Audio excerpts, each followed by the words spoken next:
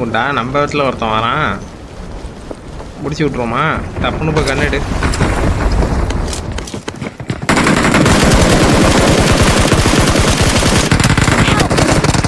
என்ன ஒருத்தன் முடிச்சு விட்டான்டா பரமா, என்ன ஒருத்தன் அடிச்சுட்டா பரமா. வீட்டு பின்னாடி ஒருத்தன் இருக்கான் பரவாயில்ல, அடி வீட்டுக்குள்ள ஒருத்தன் வரான் பாரு. அடி என்னடா ஒன்னே அர்த்தம்.